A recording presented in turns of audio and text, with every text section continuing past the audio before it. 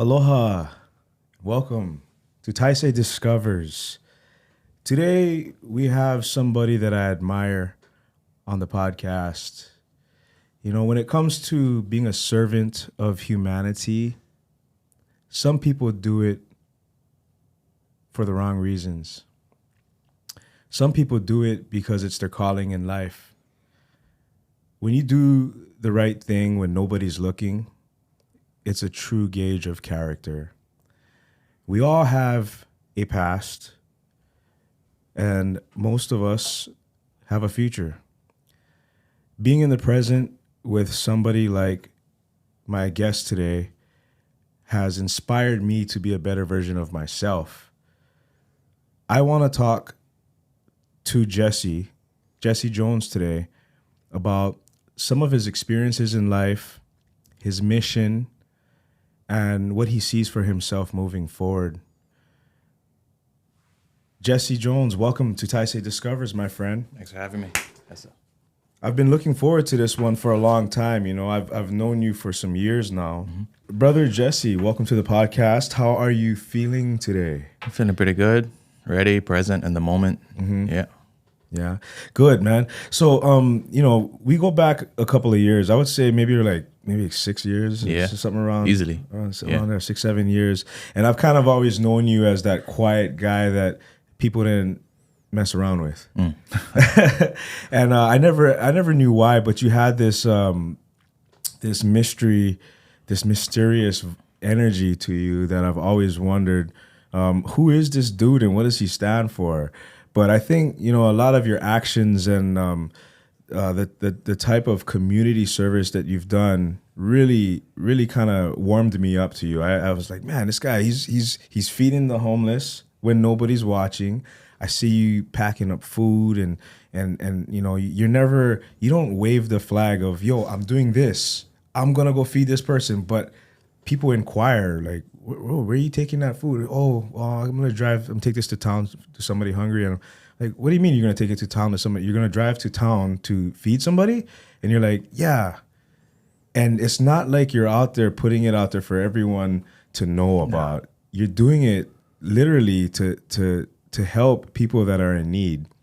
I do want to talk about that a little bit more, but let's talk about some of Jesse's origins. Mm-hmm. And kind of where you began. You're born and raised here, correct? Yes.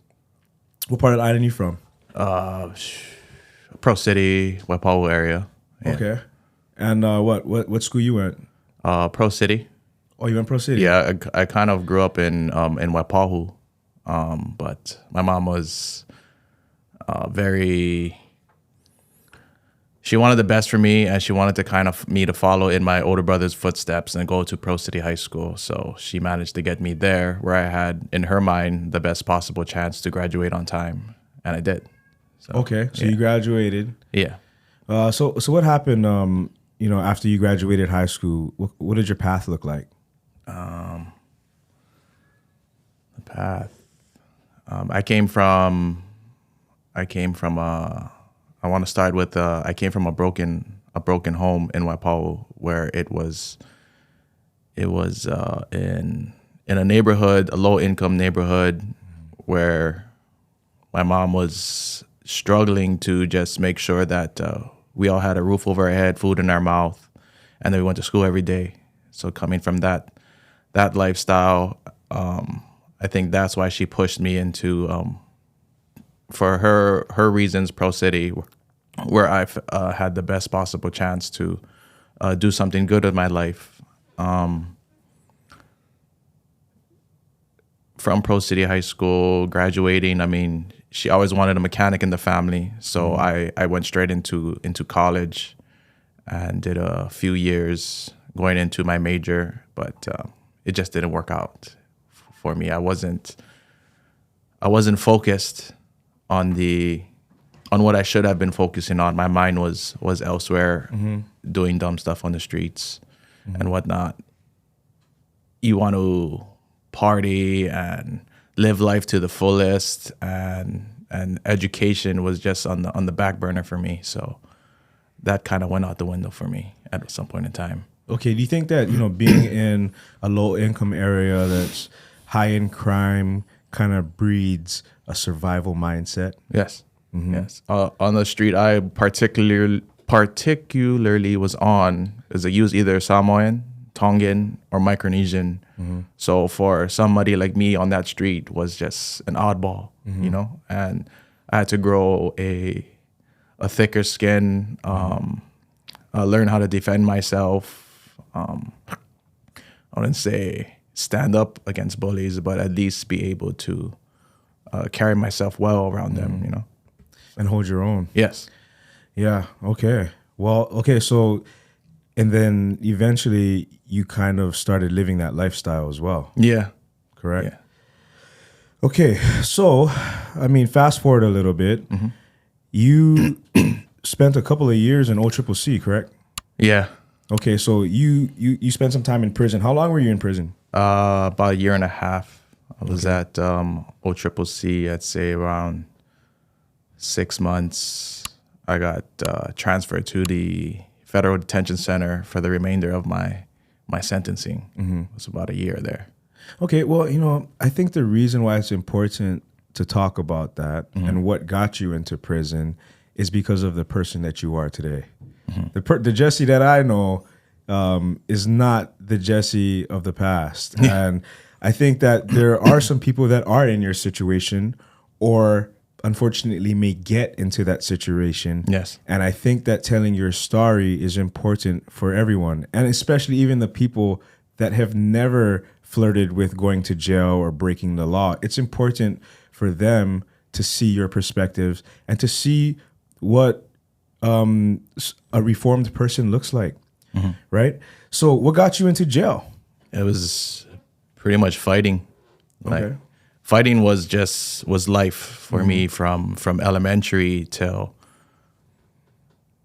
mid-20s ish, around there. I mean, it was just every time a friend would run up to me, it was just like, "Oh, who did you fight this weekend?" kind of thing. And eventually, I think I ran out of luck. I ran out of rope. You know, I didn't get into. You're thinking, I just went out there looking for fights. I eventually got to a point where being bullied growing up, I dislike bullies to the highest extent. So sometimes I would intentionally go out and, in fact, hunt bullies. You know, 'cause I didn't like how someone would either hit a female, pick on someone smaller than them, steal from some person, and it was my way to engage and not somewhat be the bad guy in a sense. Well, without saying any names, can you explain any examples of that? High school, man. I think that's where it started. One of my biggest ones was somebody trying to take my friend's money and then tried to punk me out. We ended up, of course, after school, down the street, bottom on a pool, man, and throwing down. And I think that's where everybody underestimated. If you just look at me back then without the tattoos, just some Asian kid, I didn't look harmful. And then when they seen that fight, and it was a landslide to say the least, I think that's when people started to respect my boundaries and leave me alone and whatnot. So when it came to for the jail sentencing, I want to just fast forward into is I eventually got careless, hurting people on a much more critical level, where that's to say vaguely putting someone in a coma, throwing someone down a stairwell, cracking his head open, to pulling people out of their vehicles. I became that almost like that person that I was trying to go after, in a sense. But I was still trying to do the right thing. It's just that wasn't the right thing to do. When you look back, when you step back and you really look at it, that I shouldn't have been fighting, period, unless it was to either like protect the family, defend myself. So you weren't the instigator. You were more of what you felt was an enforcer. Yes. taking the law into your own hands, Yes. justice. And I never got penalized, punished, suspended, and in trouble for it. So doing that for so many years, dozens and dozens of fights, I was like, it was just another day on the streets. So it didn't really affect me until, like I said, I ran out of rope. And then those charges that I went to jail for was back to back, literally 1 month after another. It was just like, this is it for you, kid. You need to stop fighting. Is like, I got arrested for the guy in a coma. I got arrested for the guy down the stairwell. I got arrested for pulling the guy out the vehicle. Luckily, I got charged with all three at once. So it wasn't like a first offense, second offense, third offense. That would have been a much heavier crime, much heavier time in jail. And being that my record was clean, and that I had so many good letters of recommendation, is like, he's a good guy. He does good. He shows up to work. He does his thing. He's a hard worker and whatnot. And going to anger management, going to counseling before I even got sentenced, really put me in a good spot with the judge when he made his decision, because he was trying to give me like an open 10-year sentencing to do. So 18 months, in if I could speak honestly, that's a slap on the wrist for the amount of pain I caused these other families. And how old are you? Right now, 37. No, at the time. Oh, at the time? Yeah. I mean, this is about 10 years ago, man.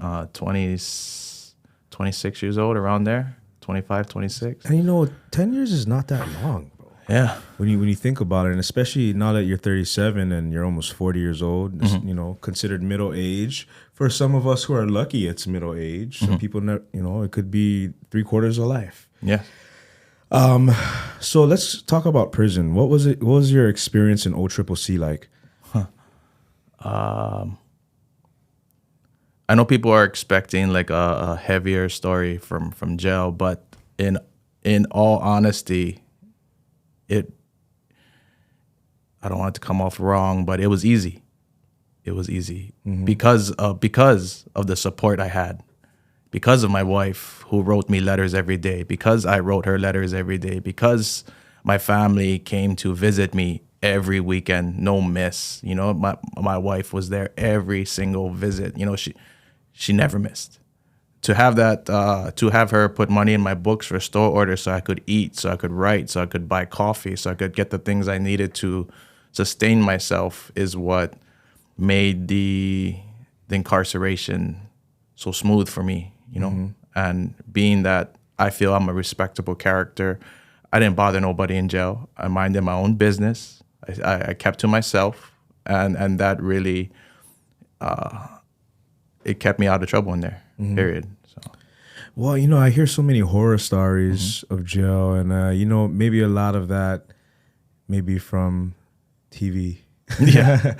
The reality is honestly, Jesse, it's probably because of the type of person that you are. Yeah. Maybe the confidence that you have and the humility allowed you to have a smooth stay in OCCC. What's the difference between OCCC and a federal prison? Just the type of crime that you may have committed. I guess federal would be something like you robbed a bank. Or something like that, whereas OCCC might be just like a drug offense, an assault charge. I got lucky in a sense somehow to be blessed to go from OCCC to feds as a state body. So I wasn't being charged federally for anything. They just needed to fill space, and we need to make space in OCCC. I don't know how my name got on the list, because usually it's not violent criminals who get transferred. It's the more low risk people. So by some blessing, I got sent up there. And I know people thinking, what? It's a blessing. It's like, yes, because the visit time at OCCC canceled a lot. So when it's canceled, I don't get any visit at all. It's a 30-minute visit. It's a tight window. Feds, 2 hours. Wow. I get to sit and have a conversation with my wife for 2 hours was life-changing for me, and for her, to give her that. It gave me that comfort that I needed. You're going from OCCC, no AC, where I was staying, to a Fed's AC building. Going from OCCC, where food looked like it was old and possibly expired, to Feds where you're eating like gourmet meals. Gourmet. Yeah, good food. Gourmet for a prisoner. Yeah, for a prison, Yeah, to yeah. MP3 player, to flat screens, to I got access to an email to message my wife. Like, it was just a complete different. Feds is like a hotel you can't leave. I was just about to say that. It sounds like a hotel. Hotel you can't leave. What kind of amenities did they have there, brother? Oh, they had a jacuzzi, but it didn't work. We swam laps in the pool. Yeah, it was. Well, we don't want to glorify the stay, no. you know what I mean, or, No, or absolutely the not. reasons for Yeah. being there. But I was always interested because I've had friends that you know have been locked up and went to Zona and stuff like that. Yeah. But I never really dug deep into some of the intricacies of like staying in there. So yeah, I think one of the highlights of what you just said is Ashley. Yes. And the support Yes. that she had for her man for 18 months being in prison, there every single visit, making sure that her schedule, she blocked out that time for her man. She did. She held down the home while you were locked up, not earning money. She was out there probably working even more to support the home that you had and you being in prison, in the void of having a man in her life. And she knew that she would be waiting for you when you came out. I want to give a quick props to her because before I got locked up, before I got sentenced, like I said, I was looking to serve an open 10-year term. She didn't know, and I didn't know how long I was going to be away. I told her, because we're both still in our, at that time, mid-20s. She's in her prime, and we're still dating. We're not married yet at that time. I was like, I don't want you to leave me when I'm in there. It's like, if you want to leave me, leave now. You know, don't break my heart in there. And I feel it's selfish of me to hold your hand through this whole thing and take away the primary time of your life. So go now. And I got no hard feelings, nothing but respect for you. She blew my mind. She's like, no, I'm in it. I don't care if you're in there for 1 year or 10 years. I'm going to stick with you all the way. Is like, and to kind of, I guess, pledge your loyalty, you would think it's the man who gets on his knee and asks for marriage, you know? She's like, let's get married. That's how deep of a loyalty she wanted to prove to me. So within the short amount of period to before I got locked away or got sentenced, we managed to put together a small wedding between just the right people, the loved ones, the close-knit family, and tied the knot, you know? And then when you went to sentencing, and we're just waiting for the outcome, regardless of what it was, you know, it was like a breath of fresh air when I heard 18 months. Yeah. And it just,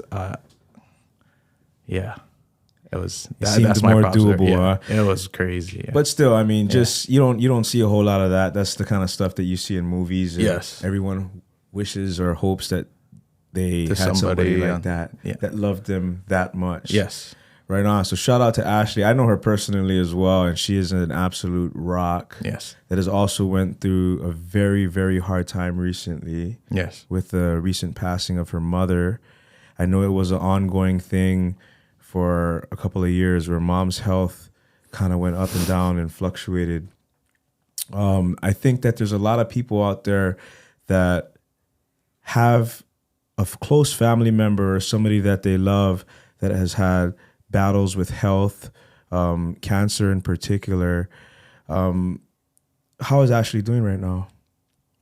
I mean, she's a tough cookie. She really has a demeanor where she's holding it together and everything's okay. But I know her like the back of my hand. And I just got to be there for her, even though she's not showing that she's wounded.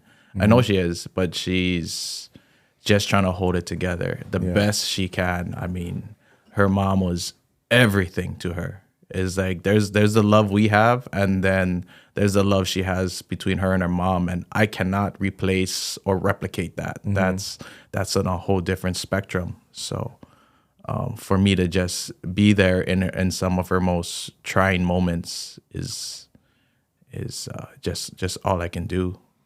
Like she was there for you. Yes, 100%. 100%. Damn.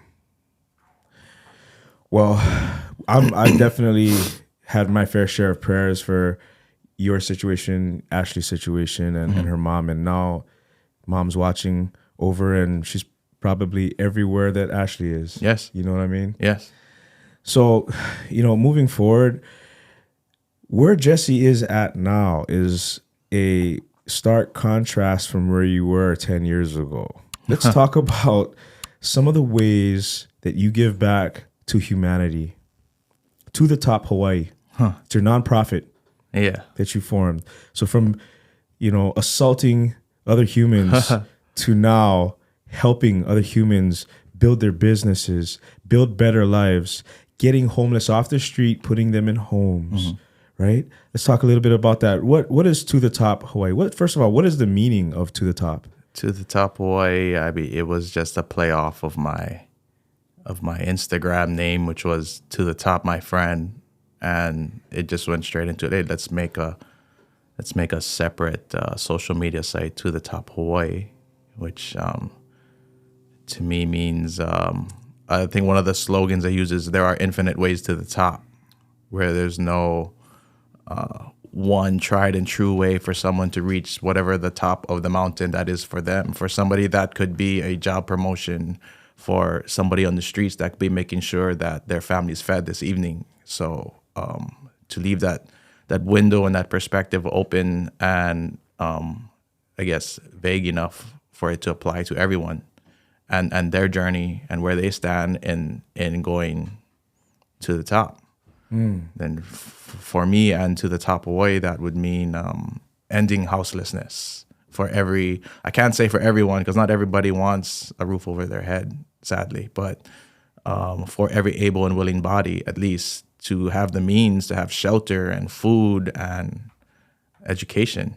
So I think that's the pathway that we've been trying to align with and lean towards. So let's talk examples, because just for those of you that are viewing, this is not something that Jesse talks about openly with just anyone. This is really a personal mission of his. But today I wanted to bring it out because I think that this is a great example of somebody that is selfless, and hopefully it inspires others to do even a little bit, right? You got extra food. Are you throwing it away? Or can you share it with somebody that can't afford it? Yeah. Right. So let's use a couple of examples. I know Boat Harbor. Yeah. You've been. Can you explain a little bit about your experience at the Boat Harbor? The Waianae Boat Harbor? Oh, that is a village in itself. There are hundreds of families back there, and you couldn't imagine some of the architect, the creation, the innovation of how people build houses out of nothing, out of pallets, out of rebar, out of whatever they find to.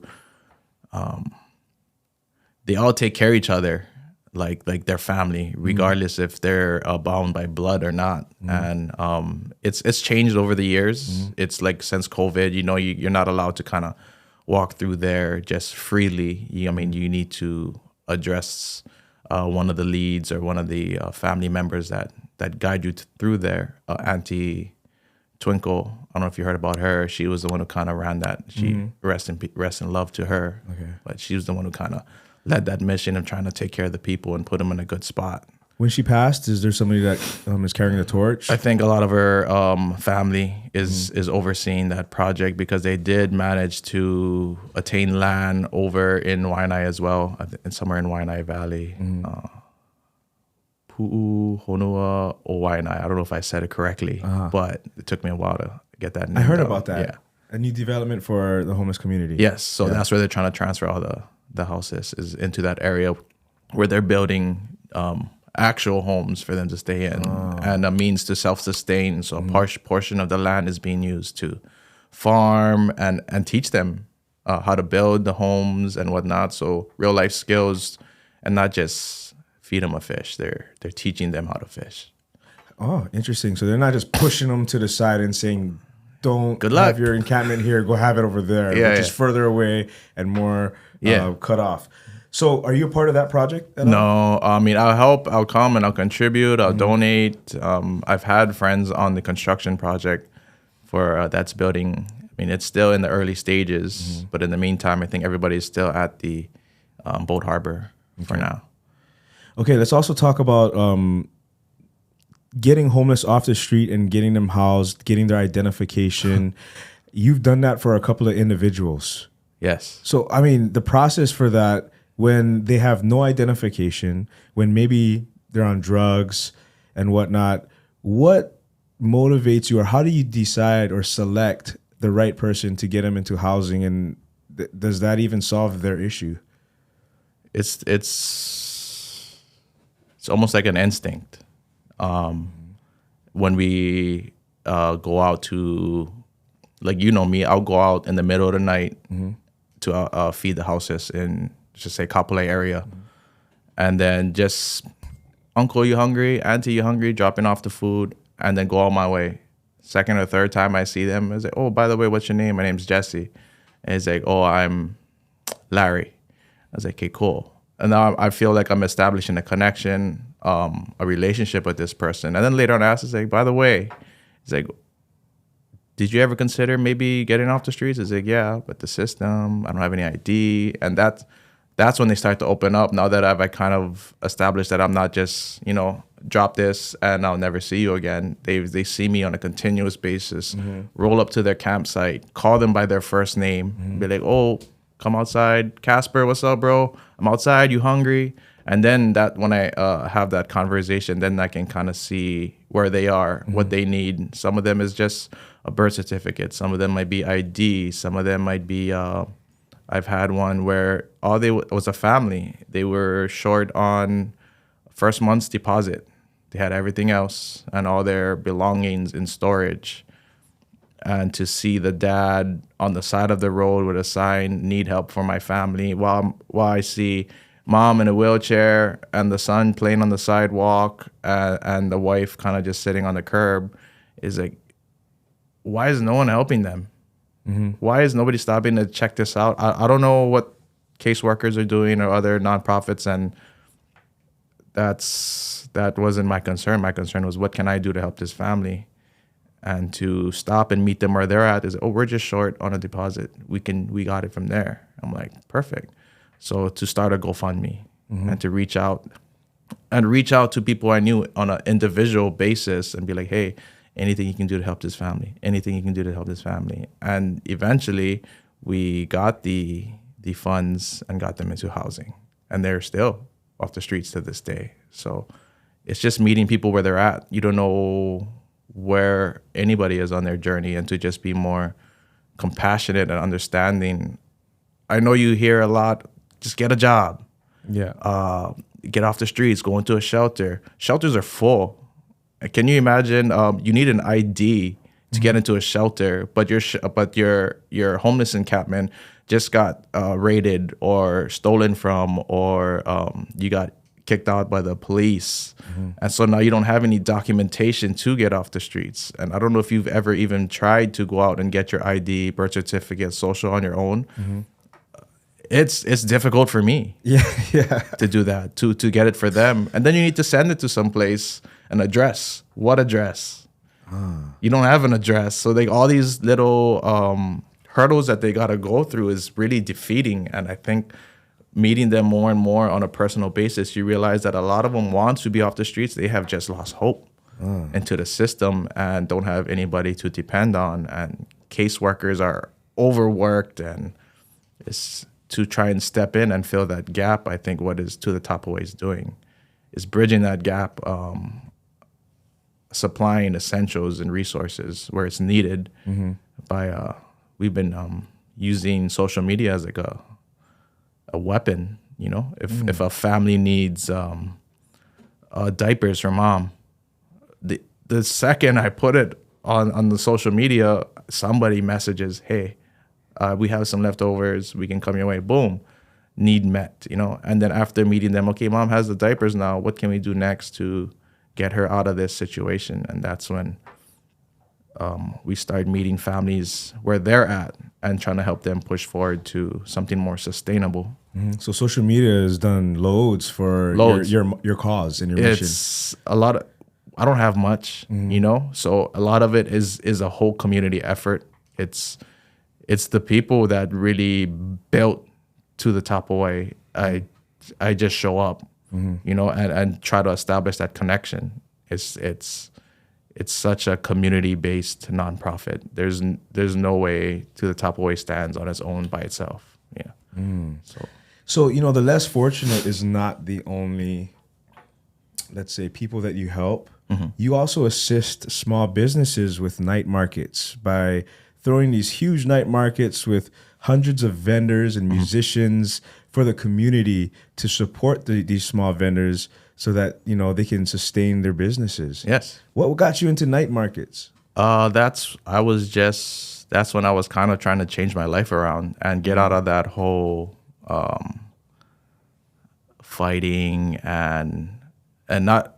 I might be going off topic on this, but for me it was, and I don't think I've ever like told anybody this, unless you knew me, you didn't really know me. Like drug dealing, you know what I mean, and that lifestyle and gang banging, and I wanted to leave that behind. And that's how that correlates with night markets is I just went to Lokahi Kailua Market, to just name drop someone, and just go there, hang out, talk story with the local businesses, talk story with the event organizer. Can I just hang out, clean up around, take some pictures for the local businesses, put on my page, maybe get them some more attention, maybe just one more customer, and I feel like I've helped. So that's where it kind of started. Interesting. I was thinking about all the multiple ways that you help the community, and it made me think: do you live with guilt for what you've done in the past and are repaying some type of karmic debt? Yes, and to a certain degree, I feel I've over the years forgiven myself for the guilt of being not the greatest human being, and then to know that to see the struggles I went through and to make somebody else's life harder, it just seemed like I took a long deep breath, looked at myself, and realized there was something I needed to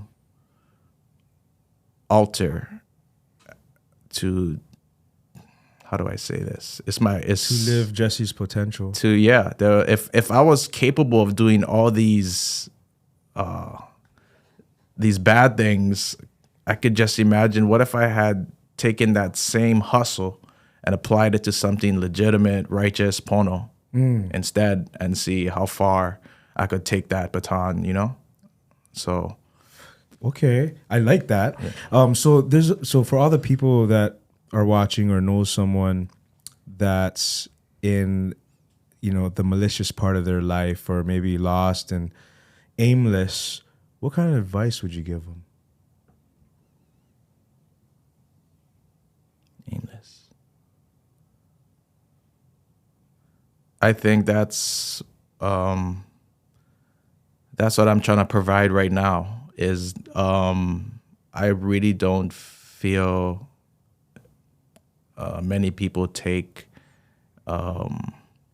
words to heart. I don't mean that in an offensive way. I mean they take action more than anything.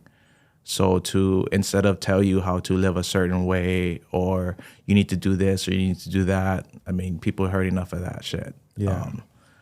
To lead the example, I mean, Mahatma Gandhi, be the change you wish to see in the world. And I try to live heavily by that. So to go out in the community, and it may not be my job to clean the beach, but I mean, to make somebody else's life easier is fulfilling for me. The advice I give is the life I try to live. Is that if I can change, you hear that cliche saying all the time, anybody can change. To watch people like one of my close friends and brothers, Keiko Pure Aloha, he was one of the ones who really helped me pivot my life. You know, I was like, how's this guy? You know what I mean? coming from the past he did, whether it was beating up people, getting into jail, overdoses, and just flipped his life around. Like, Shout like out Kiko up 180. here, Aloha. Yeah. He's going to be on here at some point too. But yeah, To see a man like that, who I felt like I was in his shoes, and to see him turn his life around and make a significant difference in the community. People sometimes all they see is a sign holding. Yeah. It's like it's much deeper than that. If that's all you see, then that's all you're gonna see. Yeah. It's like it's when he gets to talk to these kids on a one-to-one basis. It's when out of that group of 100 kids he talks to, there's that one kid who comes up and explains, I'm going through this, I'm going through that. And then making that connection is like, what do you think I should do next? Or how did you overcome this tribulation? And that's the one that I feel like it goes after. That one looking, it's like you can't help them all, sadly, but he's looking for that one diamond in the rough that wants change, and he's trying to pave a way for others to perhaps have more hope, not only in himself, but in that person as well, for them to be inspired to restore belief in themselves. If that makes sense. Damn. Okay. I do want to touch up on Royce. Okay, and what Royce has done for you. I want to say one thing first. In my 21 years working at Roy's, I've never seen someone bust ass, work the entire shift, and tip out all their tips to everyone. You've done that on multiple occasions, and we've had accounting, questioning what's going on here. This guy trying to hide money. We're like, no, he worked the whole shift and tipped out all the money he made to the staff. And I'm like, that's so interesting. What does that do for you? It's that feeling that you get knowing that you've made somebody else's, I've said it before, but you've made somebody else's life easier, or to recognize and be grateful for the help that you received during that shift. And I just feel like what goes around comes around, and it's just money. To me, it's another form of energy. And the more I put out, the more I'm gonna get back. That person, that group that just got my whole check, they're never gonna forget that. You know what I mean? It's like, Jesse's seen me. He's so thankful for my help. Yeah. And that's what I want to leave behind. They're not gonna remember the times that I shortchanged them or left them less than they deserved, but they are gonna remember when I went out of my way, sacrificed my own profit and gain to show how much I appreciated them, and knowing that I know I'm gonna be okay. It's like, as long as I got my eyes up, it's like, I know God got me, so I'm not tripping about that one shift. Yeah. I know what's coming back is going to be tenfold, but that's not even why I'm doing it. I'm just doing it to show a greater sense of gratitude for those that are around me. So that's what I try to portray. And I know they appreciate it. And I also don't know if they even know that you tipped out everything. They just thought, oh yeah, I just got hooked up tonight. Thanks, Jess.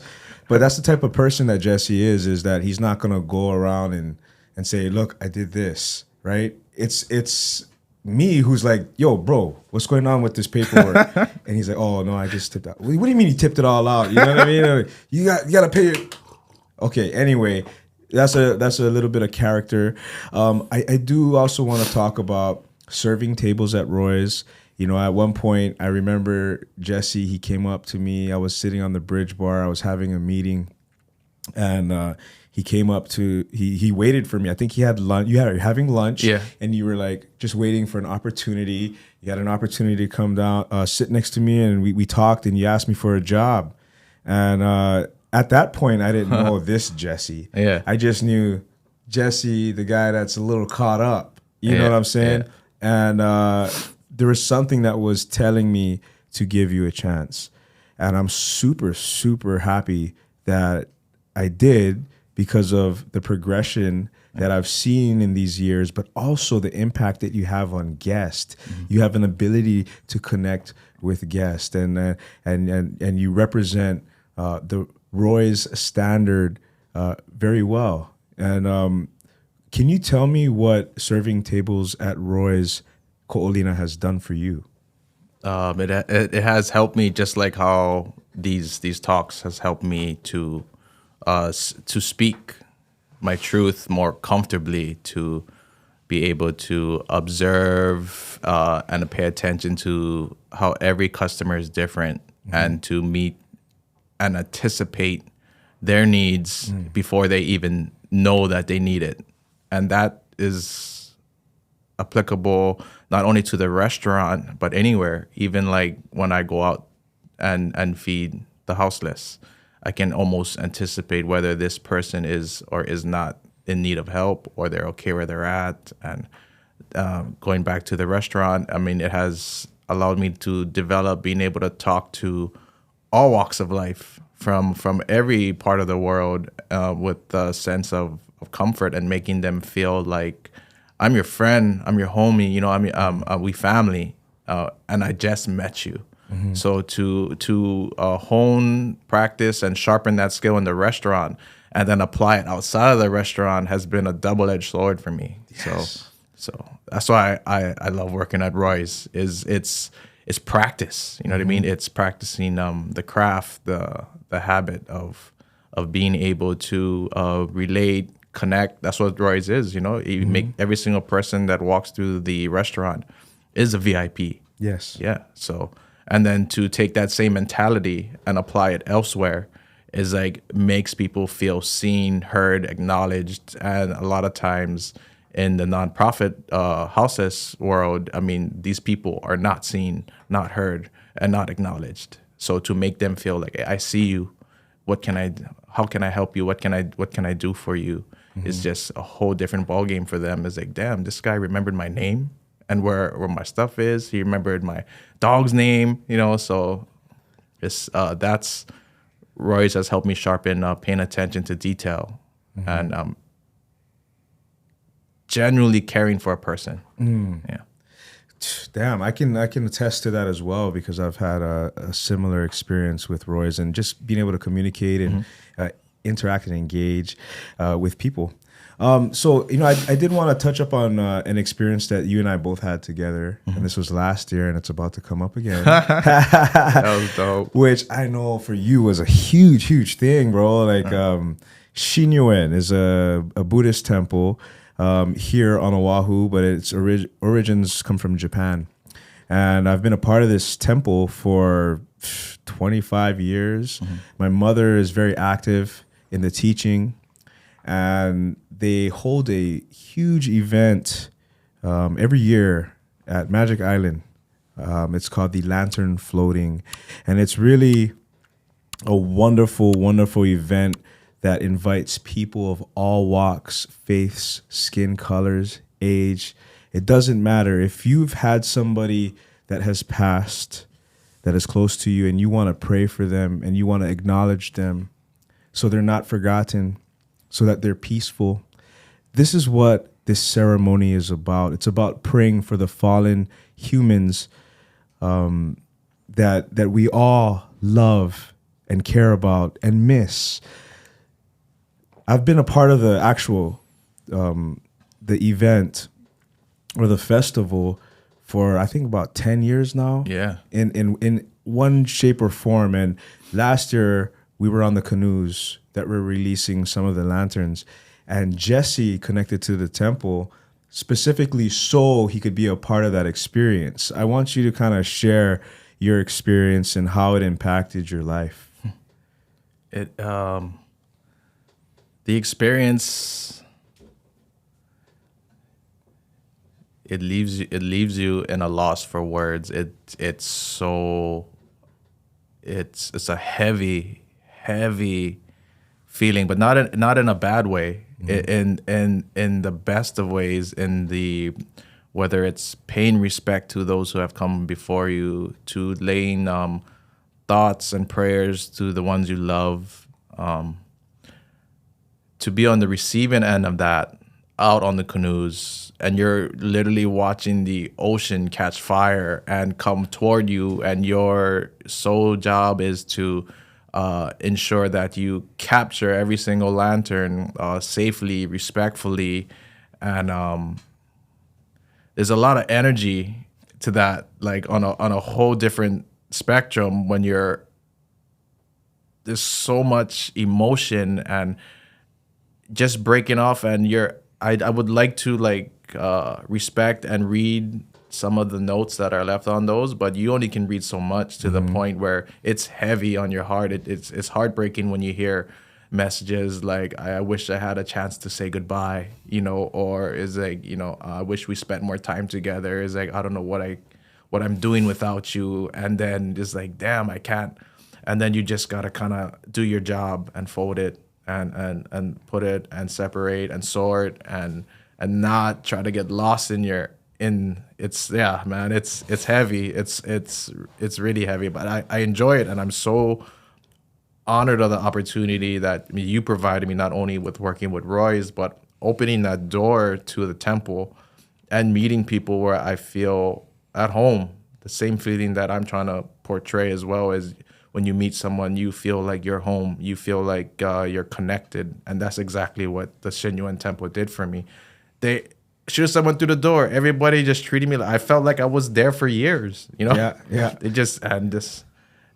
They treated me with nothing but respect. There was no judgment. There was just like, hey, how you doing? It's like, welcome. It's like, do you need anything? And that'll never leave my memory. That's such an experience. Yeah. Wow. Yeah. Just, being on those canoes and, having the responsibility of honoring these people's prayer requests and the souls and spirits of those who have fallen, in our hands, really. Yes. And then looking, imagine, 8 canoes at sunset, the beautiful Hawaiian sunset behind us, and the canoes headed eastbound.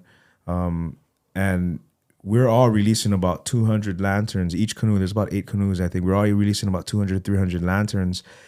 And then you're looking at the shore and you see everyone, every type of human being, right? Whether you're gay, whether you're straight, whether you're black, whether you're white, you're Filipino, Hawaiian, whether you're Christian, whether you're Hindu. It's like one of those moments where everyone comes together and it's a human inclusive event. Everyone is invited. We've all have lost someone that we love, and everyone's there with their lantern for grandma, for their child that they've lost. You know what I mean? Like every craziest scenario when it comes to somebody passing away, somebody has a star and they're on the beach and they're all here for the same reason, and it's to pray for these spirits and to pray for these souls. The honor, like you said, and how fortunate I feel to be a part of this, to help facilitate the prayer request for these human beings, is one of the most touching experiences that I've ever had in my life. And I plan to be a part of this, every year moving forward, because it reminds me as well that, time in this body is limited. Yes. And, as we're getting older, the minutes are counting down, the seconds are counting down, and I really want to make more of an impact for as long as I am here. And that temple, that Shinnyo's Lantern Floating Festival is one way that I can do that. Yes. Make that impact. Jeez. Kenji, do you have anything for Jesse? Bro, I do actually. It's not really a question, I just in person want to give you your flowers, because I feel like what you do with ToTheTop Hawaii is like the epitome of using social media. Because when I look at you and what you're doing, right, the in-person and, in real life and in the digital part, like you said, bro, it's helped your mission. But that's because you have, with or without your energy. And what I mean by that is, with or without your social media account, I guarantee you'd be doing the same things you're doing. Yes. With or without it.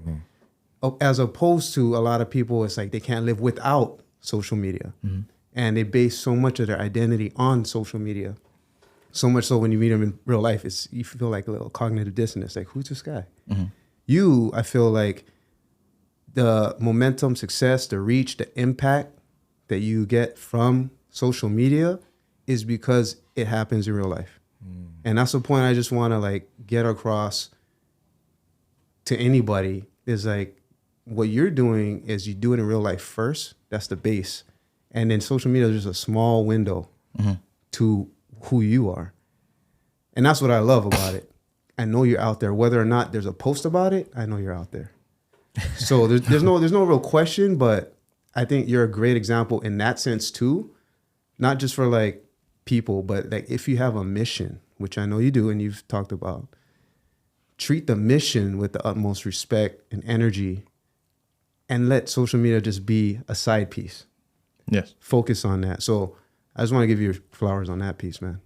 Thank you. I appreciate that. Shit. And when I think about the bigger picture, I have seen some accounts where it appears that they're doing it specifically to build their brand. Mm-hmm. But at the end of the day, if you're helping somebody that needs it, that's really the most important thing. Mm-hmm. Yeah. But Jesse, what you are doing, you do when the cameras are off. And I've seen that for years now. And he's even gotten me more active in community projects and cultural projects and these mock interviews and the career days. He's motivated me to give back more. So I do want to thank you personally as well. Mm-hmm. I do want you to tell the people where they can find you and maybe how to support what you do. Mm-hmm. You can find me on my Instagram at ToTheTop Hawaii. Also, we have a secondary page we kind of broke off from ToTheTop Hawaii called Aloha Advocate. The Instagram is Aloha_advocate. And the reason why we did that is the nonprofit and the night markets, the money was kind of being a little left in a gray area. So I wanted to make sure that the people knew what they were supporting when they did contribute. Am I contributing to help you end houselessness? Or am I contributing to support local business? Although they are both tied in with each other, I just wanted to make it more clear and have them stand on their own before I brought them back together, so to speak. And doing I thank you for the credit, but a lot of this and doing this and trying to be just a decent human being has been me looking at. And I say it a lot when I go and talk to the kids in the schools. Is I give a lot of the credit to my son Riley, who when I look at him and he's getting older now and he's seeing what daddy's doing. He has sometimes the same mannerisms. He has the personality, and to see myself in him that heavily at such a young age, and want to provide him a better example, so to speak. He'll eventually have to go through the same hurdles I've went through, whether hopefully not fighting every day or doing dumb stuff on the streets. But how can I teach him something that I myself didn't learn? So for me to address those demons, those concerns, and get through that before he has to face it. Because the battles I don't face, he's going to have to face alone. And that's was like some of just one of the pivotal points for me was seeing that and realize that I need to face things in my life to show him a better example of what you can and can't do. So thank you, Riley. Brother Riley, getting big, guy. Still doing football. Yeah, he loves football, and I'm doing everything I can as a father, especially his mother and Ashley. We're all working it together so tight-knitly to make sure he has his best possible chance, coming. Awesome. Well, we wish him much success. I was thinking this whole interview, man, you had a pretty stone cold face. And then as soon as you said Riley, man, you had this beautiful smile, which is amazing. So anyway, that's Jesse Jones, ToTheTop Hawaii. Please support this man and his cause. Thank you for being a part of Taisei Discovers. And thank you. I'll see you at work. Yes, sir. Yes, sir. Love you, Jess. Thank you.